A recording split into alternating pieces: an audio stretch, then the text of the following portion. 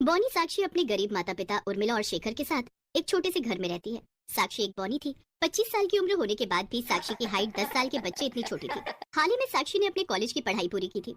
साक्षी को पढ़ने लिखने का बहुत शौक था और उसका बचपन से सपना था कि वो एक टीचर बनेगी। एक दिन सवेरे, माँ पिताजी, मैं शहर में बीएड कॉलेज में एडमिशन करना चाहती हूँ। मेरा एडमिशन करवा दीजिए ना पिताजी, शहर के कॉलेज में। बिटिया, तू तो अपनी परिस्थिति जानती है ना, हम कितने गरीब हैं। बड़ी मुश्किल से तो हमने तुझे यहाँ तक पढ़ाया है। अब हम आगे नहीं पढ़ा पाएंगे बिटिया तुझे। हाँ साक्षी बिटिया, हम जैसे गरीबों के बस की बात नहीं है पढ़ाई करना। पिताजी, आप जानते हो ना, बचपन से मेरा सपना है कि मैं टीचर बनूंगी। मुझे अपना ये सपना पूरा करना है पिताजी। साक्षी बिटिया, तू तो जानती है ना, तेरी छोटी हाइट के कारण स्कूल में, कॉलेज में, हर जगह लोगों ने तेरा कितना मजाक बनाया है। अब अगर तू शहर के कॉलेज में पढ़ने जाएगी और अगर वहाँ के लोगों ने तेरा मजाक बनाया तो। माँ, मुझे अब किसी की बात से कोई फर्क नहीं पड़ता। मुझे बस अपने लक्ष्य पर ध्यान देना है। पिताजी, मैं स्कॉलरशिप से आपका सारा पैसा आपको वापस दे दूंगी। मुझे पढ़ाई करने दीजिए ना पिताजी। मुझे अपना सपना पूरा करने दीजिए। बचपन से मैंने इस सपने के लिए बड़ी मेहनत से पढ़ाई की है। साक्षी अपने माता पिता से रो रो कर विनती करती है। ठीक है बिटिया, तू कर अपनी पढ़ाई। उर्मिला, मैं अपने गांव के दर्पण सेठ से कुछ पैसे उधार ले आता हूँ। शेखर उसी समय अपने गांव के सेठ दर्पण के पास आता है और अपना छोटा सा घर दर्पण के पास गिरवी रखकर उससे पैसे लेकर अपनी बिटिया का दाखिला शहर के डीएड कॉलेज में करवा देता है। एक दिन सवेरे साक्षी शहर में कॉलेज के बाहर आती है। मुझे इतनी घबराहट क्यों हो रही है? नहीं साक्षी, तू डर मत। लोग चाहे तेरा कितना भी मजाक क्यों ना बनाए, तू केवल अपने लक्ष्य पर ध्यान दे। बॉनी साक्षी को नए कॉलेज में जाने में बहुत डर लग रहा था। तभी वो डरते डरते कॉलेज के अंदर चली जाती है और जैसे अपनी क्लास में आती है तभी बॉनी साक्षी को देखकर क्लास में बैठे सभी बच्चे जोर जोर से हंसने लगते हैं। अरे, ये बच्ची किसकी खो गई? ए बेटा, ये प्राइमरी स्कूल नहीं है, ये कॉलेज है। जा अपनी 5वीं क्लास में जा, यहाँ तेरा कोई काम नहीं है। सारे स्टूडेंट्स इसी तरह साक्षी की बॉनी हाइट पर कमेंट्स पास करते जाते हैं। मैं इसी क्लास की नई स्टूडेंट हूँ। ये सुनकर सब दंग रह जाते हैं। उसके बाद साक्षी रोज कॉलेज आने लगी और उसकी क्लास के बच्चे इसी तरह बॉनी साक्षी का मजाक उड़ाते रहे, उस पर हंसते रहे। पर साक्षी उन सबकी बातों पर जरा भी ध्यान नहीं देती थी। वो हमेशा अपनी पढ़ाई पर ही ध्यान देती थी। देखते ही देखते 2 साल बीत जाते हैं। साक्षी ने अपनी बीएड की डिग्री हासिल कर ली थी। साक्षी ने जो स्कॉलरशिप के लिए फॉर्म भरा था वो रिजेक्ट हो गया था, जिसके चलते साक्षी को उसके डोनेशन का पैसा नहीं मिल पाया था। इधर शेखर 2 सालों से दर्पण को अपनी कमाई से थोड़े थोड़े पैसे देता रहा। एक दिन रात में दर्पण शेखर के घर आता है। क्या भाई शेखर, कब तक हमें पागल बनाता रहेगा? कब देगा मेरा पैसा तू?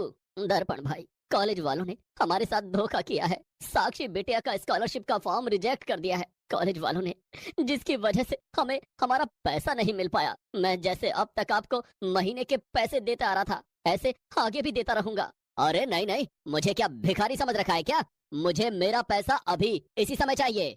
दर्पण मालिक, हम कहाँ से आपको 80,000 रुपए दे अभी? आप तो हमारी परिस्थिति जानते हो। मेरे पति सारा दिन मजदूरी करके रोज के 300 रुपए कमाते हैं। उसमें से भी 200 रुपए हम आपको दे देते हैं। अगर कुछ महीनों की मोहलत और दे देंगे आप, तो आपकी बड़ी मेहरबानी होगी। मुझे कुछ नहीं सुनना, अब चलो निकलो इस घर से बाहर। तभी दर्पण शेखर के उस घर पर कब्जा कर लेता है और शेखर और उसके परिवार को धक्के मारकर उस घर से निकाल देता है। शेखर, उर्मिला और बॉनी साक्षी तीनों रास्ते पर आ चुके थे। अब हम कहाँ जाएंगे, कहाँ रहेंगे? उस दर्पण ने हमारा घर हमसे छीन लिया है। पिताजी, आप दुखी मत होइए। हम इस गांव में एक घर किराए पर ले लेते हैं। वैसे भी कुछ दिनों बाद मुझे इस गांव के सरकारी स्कूल में नौकरी मिलने वाली है। बस एक बार मेरा इंटरव्यू वहाँ सफल हो गया ना, तो अपनी सारी परेशानी दूर हो जाएगी। ये सब तेरी वजह से हुआ है साक्षी। ना तू पढ़ाई करने की जिद करती, ना हम पर इतना कर्ज होता। तूने तो हमें रास्ते पर ला दिया साक्षी। साक्षी के माता पिता साक्षी को खूब खरी खोटी सुनाते हैं। तभी शेखर उसी गांव में एक छोटा सा घर किराए पर लेता है। कुछ दिन ऐसे ही बीत जाते हैं। एक दिन सवेरे साक्षी उसी गांव के सरकारी स्कूल में टीचर की नौकरी के लिए इंटरव्यू देने आती है। साक्षी ने सिटी परीक्षा पास कर ली थी। साक्षी स्कूल में प्रिंसिपल के ऑफिस में आती है। अंदर प्रिंसिपल और कुछ टीचर बैठे थे। साक्षी अंदर आती है। ए बच्ची, कौन है तू? चल अपनी क्लास में जाकर बैठ। सर, मैं स्टूडेंट नहीं हूँ, मैं साक्षी हूँ। आज मेरा इंटरव्यू है टीचर की जॉब के लिए। ये सुनकर सब बॉनी साक्षी को ऊपर से लेकर नीचे तक देखने लगते हैं और हंसने लगते हैं। तभी कविता टीचर, क्या सर, अब इस स्कूल में बच्चे भी टीचर बनेंगे? इसकी हाइट तो देखिए, 5वीं क्लास की स्टूडेंट लग रही है ये। साक्षी, तुम इतनी छोटी हो, तुम कैसे बच्चों को पढ़ा पाओगी? सर, जब शिक्षा इंसान में छोटा बड़ा नहीं देखती तो मैं बच्चों को शिक्षा क्यों नहीं दे सकती? तभी सब साक्षी का इंटरव्यू लेते हैं। साक्षी हर किसी के सवालों के जवाब देने लगती है और आखिर में साक्षी को उस स्कूल में टीचर की नौकरी मिल जाती है। अगले दिन सवेरे तभी साक्षी स्कूल में पढ़ाने आती है। साक्षी जैसे ही क्लास के अंदर जाती है, सारे बच्चे खड़े होकर गुड मॉर्निंग टीचर कहते हैं। उसके बाद सब जैसे ही बॉनी साक्षी को देखते हैं तो सब जोर जोर से हंसने लगते हैं। अरे ये कौन है? हमें लगा टीचर आए, पर ये तो स्टूडेंट है। अरे बहन, कौन सी क्लास है तेरी? नया एडमिशन है क्या? मैं स्टूडेंट नहीं हूँ। उतने में प्रिंसिपल क्लास में आते हैं। बच्चों, आज से ये तुम्हारी नई टीचर साक्षी हैं। अब से यही तुम्हें पढ़ाएंगी। ये सुनकर सब जोर जोर से हंसने लगते हैं। क्या प्रिंसिपल सर, ये हमें कैसे पढ़ा सकते हैं? इनकी तो खुद अभी पढ़ने की उम्र है। कितनी छोटी है ये। चुप हो जाओ अमर। बच्चों, साक्षी मैडम की केवल हाइट छोटी है, समझे? साक्षी मैडम, अब से ये आपकी क्लास है। प्रिंसिपल वहाँ से चले जाते हैं। बच्चों, आज से हम बहुत अच्छे से मन लगाकर पढ़ाई करेंगे। तुम्हें मेरे साथ पढ़ाई करने में बहुत मजा आएगा। तभी क्लास में पीछे बैठा एक चिंटू नाम का लड़का। अरे मैडम जी, आप कहाँ हो? हमें तो आप दिखाई नहीं दे रहे हो। जरा कुर्सी से उठकर बात कीजिए ना। चिंटू, टीचर जी अगर कुर्सी पर खड़ी भी हो जाएंगी ना, तब भी वो तुझे दिखाई नहीं देंगी। ये सुनकर सब बच्चे हंसने लगते हैं। टीचर जी, बचपन में आपके मम्मी पापा आपको कॉम्प्लेन पिलाना भूल गए थे क्या? मुझे किसी की बातों पर ध्यान नहीं देना है। तभी साक्षी बच्चों को पढ़ाने लगती है और इसी तरह कई दिन बीत जाते हैं। साक्षी की बॉनी हाइट देखकर उसकी क्लास के बच्चे, स्कूल के टीचर, सभी लोग साक्षी पर हंसते थे, पर साक्षी किसी को उफ तक नहीं कहती थी। कुछ ही महीनों में साक्षी अपनी कमाई से उसी गांव में एक बड़ा सा खुद का घर खरीद लेती है और अपने माता पिता के साथ उस बड़े से घर में रहने लगती है। एक दिन साक्षी अपने स्कूल जाती है। उस समय स्कूल में कुछ प्रोग्राम था। तभी प्रिंसिपल साक्षी को स्टेज पर बुलाते हैं। ये देखकर सब साक्षी पर हंसने लगते हैं। उस प्रोग्राम में सभी स्टूडेंट्स के माता पिता भी आए हुए थे। कोई नहीं हंसेगा साक्षी मैडम पर, खामोश हो जाओ सब। कोई बात नहीं सर, मुझे बुरा नहीं लगा। बच्चों, जब मैं छोटी थी ना, तब मेरी बॉनी हाइट देखकर हर कोई मेरा मजाक उड़ाता था, मुझ पर हंसता था। सब मुझे कहते थे कि साक्षी तू जीवन में कुछ नहीं कर पाएगी, ना तुझसे कोई शादी करेगा। मेरे माता पिता बहुत गरीब थे। मेरे पिताजी के पास इतने पैसे नहीं थे कि वो मुझे पढ़ा सके, पर मुझे पढ़ने का बहुत शौक था। मैंने बचपन में लोगों के घर जाकर सफाई का काम किया और अपनी पढ़ाई के लिए किताबें खरीदी। कदम कदम पर हर कोई मेरा मजाक बनाता था, पर मैंने कभी किसी की बात पर ध्यान नहीं दिया, बस अपने लक्ष्य पर ध्यान देने लगी। पिताजी की कमाई से बड़ी मुश्किल से हमारा गुजारा चलता था। माँ पिताजी ने मुझसे कई बार कहा कि साक्षी बिटिया पढ़ाई छोड़ दे, तू पढ़ाई करके क्या करेगी? हर कोई तेरा मजाक बनाता है और हम इतने गरीब हैं, हम तुझे पढ़ा नहीं सकते। पर मैंने हिम्मत नहीं हारी। मैं पिताजी से पैसे लेने के साथ साथ गाँव में काम करने लगी, पर मैंने पढ़ना नहीं छोड़ा। यहाँ तक कि मेरी पढ़ाई के पीछे मेरे माता पिता को अपना घर तक कुर्बान करना पड़ा। हम रास्ते पर आ चुके थे, फिर भी मैंने हिम्मत नहीं हारी। और आज देखो, मैं इतनी कामयाब हो गई कि आज मैं आपके सामने एक टीचर बनकर आपको जीवन की अहमियत सिखा रही हूँ। बच्चों, आज आपके माता पिता आपको पढ़ाने के लिए अच्छे से अच्छे स्कूल में भेज रहे हैं, आपकी पढ़ाई का सारा खर्च उठा रहे हैं, आपको अच्छे कपड़े पहना रहे हैं, महंगी किताबें बुक खरीद कर दे रहे हैं, आपको पैसे दे रहे हैं। क्यों? इसीलिए कि आप पढ़ लिख कर एक कामयाब इंसान बन सको। बच्चों, मेरा बचपन ऐसा नहीं था। मेरी महंगी किताबें खरीदने के लिए मेरे पिताजी के पास पैसे नहीं थे। हम एक समय भूखे रहते थे और एक समय के पैसे बचाकर मेरी पढ़ाई का खर्च उठाते थे। आज आपके पास मौका है।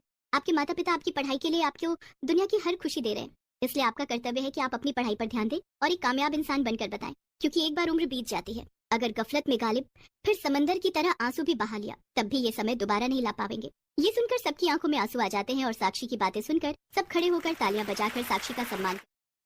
नीता अमीर और रीता एक गरीब स्टूडेंट थी। दोनों एक ही स्कूल में एक ही कक्षा में पढ़ते थे। अमीर नीता गरीब रीता को नापसंद करती थी और सबके सामने उसे नीचा दिखाती थी, लेकिन रीता के अच्छे व्यवहार ने एक दिन नीता का दिल जीत लिया और उसे उसके बुरे व्यवहार पर पछताने के लिए मजबूर कर दिया। नीता के माता पिता बहुत अमीर थे। रीता की मां नीता के घर पर नौकरानी का काम करती थी। रीता के पिताजी बचपन में ही उसे हमेशा के लिए छोड़कर चले गए थे। तब से रीता और उसकी माँ सुधा बेहद संघर्ष भरी जिंदगी जी रहे थे। घर का खर्च चलाने और रीता को पढ़ाने के लिए सुधा ने नीता के घर पर नौकरानी का काम करना शुरू कर दिया था। संयोग से अमीर नीता और गरीब रीता एक ही स्कूल में पढ़ती थी। नीता स्कूल में दूसरे कर्मचारी जैसे सफाई वाला, गार्ड, स्कूल वैन ड्राइवर के साथ भी बुरा व्यवहार करती थी। स्कूल के सभी कर्मचारी उसके बर्ताव की निंदा करते थे, लेकिन अमीर होने के कारण कोई कुछ कहने से डरता था। दरअसल नीता के पिता एक बड़े बिजनेसमैन थे और स्कूल को अच्छा खासा डोनेशन देते थे। स्कूल में नीता सबके सामने रीता को नौकरानी की बेटी कहकर बुलाती थी। ए नौकरानी की बेटी, इधर आ। बोलो रीता, तुमने मुझे क्यों बुलाया? क्या तेरी इतनी हिम्मत, तू मुझे मेरे नाम से बुलाएगी? याद रख, तू एक नौकरानी की बेटी है। तेरी माँ मेरे घर पर नौकर है। तेरी माँ मेरी माँ को मालकिन कहकर बुलाती है। तू भी मुझे छोटी मालकिन बोला कर। ठीक है छोटी मालकिन। अब सुन, ये ले मेरी कॉपी और कल मेरा होमवर्क तैयार करके ले आना। और हाँ, ध्यान रहे, हैंडराइटिंग सेम नहीं होनी चाहिए। अगर होमवर्क नहीं किया और किसी को कुछ बताया तो तेरी माँ को काम से निकलवा दूंगी। ठीक है छोटी मालकिन, मैं होमवर्क करके ले आऊंगी। आप मेरी माँ को काम से मत निकलवाना, मैं किसी को कुछ नहीं बताऊंगी।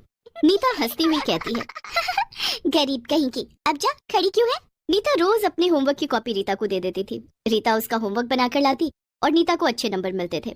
हैंडराइटिंग मैच न करे इसलिए रीता नीता को होमवर्क दाहिने हाथ से करती और अपना होमवर्क बाएं हाथ से।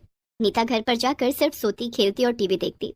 एक दिन नीता के पिता ने उससे पूछा, नीता बेटी, तुम रोज स्कूल से आने के बाद खेलती हो और टीवी देखती हो, क्या तुम्हें होमवर्क नहीं मिलता है? होमवर्क मिलता है पापा, जब आप और मम्मी सो जाते हैं तब मैं रात को जागकर अपना होमवर्क पूरा करती हूँ। लेकिन नीता बेटी, तुम देर रात को क्यों जागती हो? अपना होमवर्क जल्दी पूरा करके जल्दी सो जाया करो। ठीक है पापा। नीता अब झूठ मूठ कॉपी पेंसिल निकाल कर होमवर्क करने का नाटक करती। उसका असली होमवर्क तो रीता करती थी। रीता पढ़ने में काफी होशियार थी। वो नीता का होमवर्क करके लाती और नीता को अच्छे रिमार्क्स मिलते थे। क्लास में टीचर नीता की कॉपी की बहुत तारीफ करते थे। एक दिन की बात है, नीता का बर्थडे था। नीता के घर में बड़ी सी पार्टी थी। नीता ने अपनी सभी सहेलियों को पार्टी में बुलाया था। रीता की माँ सुधा पार्टी में आए मेहमानों के लिए नाश्ता बना रही और रीता उसकी मदद कर रही थी। पार्टी में सभी मेहमानों के आने के बाद नीता एक बड़ा सा केक काटती है। रीता दूर खड़ी ये सब देख रही थी। नीता अपनी सहेलियों से कहती है, वो देखो गरीब रीता वहाँ खड़ी होकर केक को घूर रही है। बेचारी ने कभी बर्थडे नहीं मनाया होगा, गरीब है ना, कभी केक का स्वाद भी नहीं चखा होगा। नीता की सारी सहेलियां हंसने लगती हैं। तभी नीता ने अपने हाथ से केक का एक टुकड़ा नीचे जमीन पर गिरा दिया और रीता को बुलाकर कहा, रीता यहाँ ना। जी छोटी मालकिन, आपने मुझे बुलाया? ये केक का टुकड़ा नीचे गिर गया है, मैं इसे फेंकना नहीं चाहती, तुम इसे खा लो। नहीं छोटी मालकिन, भले ही मैं गरीब हूँ लेकिन नीचे गिरी हुई चीज नहीं खाती। नीचे गिरा हुआ केक नहीं खाएगी तो क्या तुझे अच्छा वाला केक चाहिए? औकात देखी है अपनी। नीता की माँ अंजू उसे रीता के साथ बुरा बर्ताव करते हुए देख लेती है। अंजू वहाँ आती है और नीता को एक प्लेट में केक खाने के लिए देती है। रीता बेटी, ये लो केक खाओ। माँ, उस गरीब रीता को केक देने की क्या जरूरत थी? नीता बेटी, कोई पैसों से अमीर या गरीब नहीं होता। इंसान अपने अच्छे व्यवहार से पहचाना जाता है, ना कि पैसों से। रीता गरीब है तो क्या हुआ, वो भी तुम्हारी तरह एक इंसान है और हम सब इंसान बराबर हैं। कोई किसी से बड़ा या छोटा नहीं है। रीता केक खा रही थी। उसी समय उसकी माँ सुधा वहाँ आकर मेहमानों के जूठे बर्तन उठाने लगती है। रीता अपनी माँ से कहती है, माँ मैं बर्तन साफ करने में तुम्हारी मदद करती हूँ, इससे तुम्हारा काम जल्दी हो जाएगा।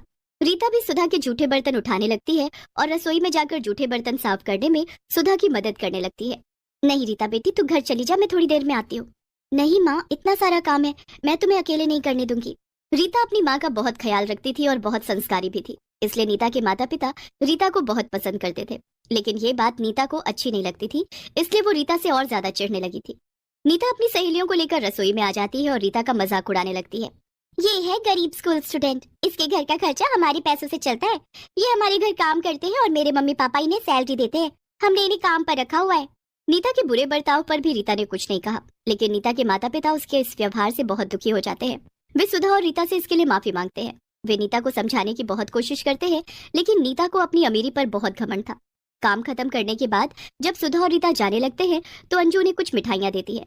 दूसरे दिन स्कूल में रीता लंच में वही मिठाइयाँ लेकर आती है। ये तो वही मिठाई है ना जो मेरी माँ ने तुम लोगों को भीख में दी थी।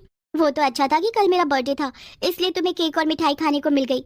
नीता की बात सुनकर रीता की आंखों में आंसू आ जाते हैं। उससे वो मिठाई खाई नहीं गई। लंच का टाइम खत्म होने के बाद क्लास में टीचर आई और उन्होंने अनाउंस किया, आज सब बच्चे अपना होमवर्क यहीं करके मुझे दिखाएंगे। ये सुनते ही नीता के पैरों तले जमीन खिसक गई।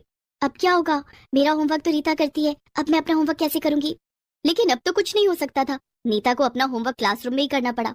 जब टीचर के पास नीता की कॉपी आई, ये क्या नीता, तुमने तो सारा होमवर्क गलत किया है और तुम्हारी हैंडराइटिंग भी अलग है। घर से तो तुम सब सही बनाकर लाती हो, क्लासरूम में तुम्हें क्या हो गया? टीचर ने नीता की कॉपी पर काफी बैड रिमार्क्स दिए और कहा, कल पेरेंट्स मीट है, अपने मम्मी पापा को स्कूल लेकर आना और सभी बच्चे कल अपने मम्मी पापा को लेकर आएंगे। दूसरे दिन नीता अपने माता पिता के साथ स्कूल आई। रीता भी सुधा के साथ स्कूल आई। पेरेंट्स मीट में रीता की खूब तारीफ की गई, जबकि नीता के माता पिता को उसकी शिकायतें सुनने को मिली। सबके सामने रीता की तारीफ और अपनी बुराई सुनकर नीता से रहा ना गया। उसने रीता से इस बात का बदला लेने की ठानी। दूसरे दिन रीता स्कूल आई। वो अपना स्कूल बैग अपनी सीट पर रखकर वॉशरूम चली गई। इसी बीच नीता ने उसके बैग से उसके होमवर्क की कॉपी चुरा ली और खिड़की से बाहर फेंक दी। थोड़ी देर के बाद रीता क्लास में आकर बैठ गई। क्लास में टीचर भी आ गई। सभी बच्चों अपनी अपनी होमवर्क की कॉपी जमा करो। मैडम, मैंने अपनी होमवर्क की कॉपी पहले ही आपके टेबल पर रख दी थी। टीचर ने टेबल पर देखा तो रीता की होमवर्क की कॉपी रखी हुई थी। शाबाश रीता। अब नीता परेशान हो गई। अगर रीता की होमवर्क की कॉपी मैडम के टेबल पर रखी है तो जो कॉपी मैंने खिड़की से बाहर फेंक दी वो किसकी थी? कहीं वो मेरी कॉपी तो नहीं थी जो रीता बनाकर लाई थी? तभी टीचर ने नीता से कहा, नीता तुम्हारी होमवर्क की कॉपी कहाँ है? मैम वो मेरी कॉपी घर पर छूट गई। नीता तुम्हारी कॉपी तुम्हारे बैग में ही होगी, तुम रोज अपनी कॉपी लाती हो तो फिर आज कैसे भूल सकती हो? अपना बैग चेक करो। नीता ने अपना बैग चेक किया तो उसकी होमवर्क की कॉपी उसके बैग में ही रखी थी। नीता ने अपनी कॉपी टीचर को दे दी। दरअसल रीता ने क्लास में आते ही अपनी कॉपी टीचर के टेबल पर रख दी थी और नीता की कॉपी उसके बैग में रख दी थी। उस समय नीता क्लास में नहीं थी और नीता ने जो कॉपी खिड़की से बाहर फेंकी वो पुरानी कॉपी थी जो भर चुकी थी। नीता को अपनी हरकत पर बहुत शर्म आई।